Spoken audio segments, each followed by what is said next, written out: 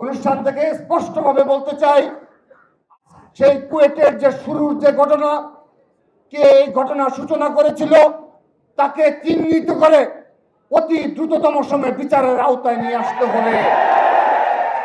গতকাল মধ্যরাত থেকে একটি ভিডিওর মাধ্যমে স্পষ্ট হয়েছে কত বড় ষড়যন্ত্র হচ্ছে, কত বড় ষড়যন্ত্রের মাধ্যমে ছাত্র দলের সাংগঠনিক কার্যক্রমকে প্রশ্নবিদ্ধ করার জন্য একটি মহল লিপ্ত রয়েছে।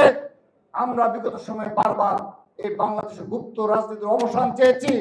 ঢাকা বিশ্ববিদ্যালয়ে প্রশাসনের সাথে যতবার ছাত্র দলের মিটিং হয়েছে ততবারই ছাত্র দল গুপ্ত রাজনীতির বিরুদ্ধে বারবার অবস্থান ব্যক্ত করেছে।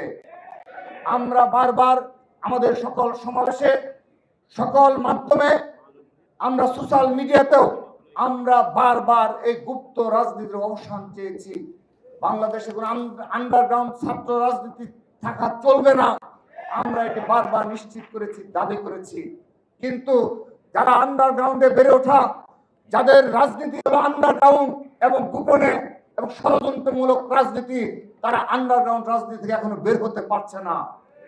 প্রিয় উপস্থিতি, তার এই ধারাবাহিকতায় গতকাল কুয়েটে একটি মিছিল থেকে আমাদের ছাত্র দলের সমর্থক এবং কর্মীদের উপর, যারা এখন আমাদের কোনো কমিটি নেই, কুয়েটে ছাত্র দলের কোনো কমিটি নেই, এবং কিন্তু আমাদের সমর্থক এবং কর্মী রয়েছে, সেজন্য সদস্য ফরমকে কেন্দ্র করে তার আগের দিন, সংঘর্ষের আগের দিন ছাত্র দলের সদস্য ফরম বিতরণকে কেন্দ্র করে যে অনাকাঙ্ক্ষিত ঘটনা ঘটেছে, আমরা সোশ্যাল মিডিয়ার মাধ্যমে এবং কয়েকটি ভিডিও ফুটেজের মাধ্যমে দেখতে পেয়েছি যে বৈষম্য বিরোধী নামধারী কতিপয় গুপ্ত সংগঠনের নেতা কর্মীরা যখন মিছিল নিয়ে যাচ্ছিল, তখন নিরীহভাবে ছাত্র দলের কতিপয় ভাইরা আমাদের হেঁটে যাচ্ছিল, তখন অতর্কিতভাবে একজন শীর্ষ নেতা, এই গুপ্ত সংগঠন এবং বৈষম্য বিরোধী নামধারী একজন শীর্ষ নেতা নির্দেশে এবং সরাসরি তার নির্দেশে এবং তিনি সরাসরি অংশগ্রহণের মাধ্যমে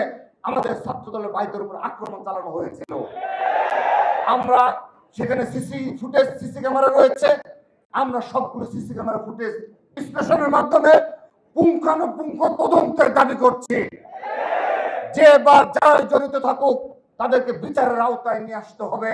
এই দেশে আর মত কালচার থাকা চলবে না। যখন ইচ্ছে হবে আক্রমণ করা হবে, সেই কালচার আমরা আর মানব না।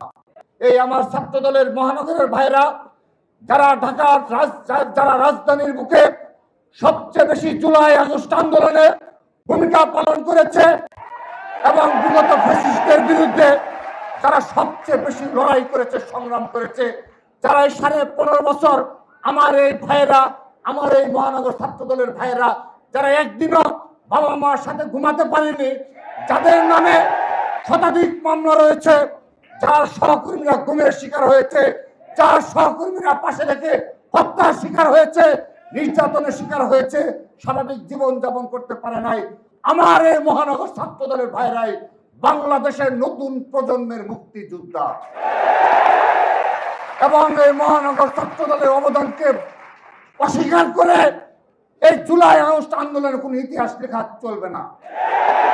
যদি কেউ লেখার চেষ্টা করে, আমি তাদেরকে অনুরোধ জানাচ্ছি, আপনারা এই 15.5 বছর এ ধরনের সুযোগ্য নেতৃত্বের জন্ম দিয়ে তারপর তাদের সম্মুখীন হওয়ার চেষ্টা করবেন।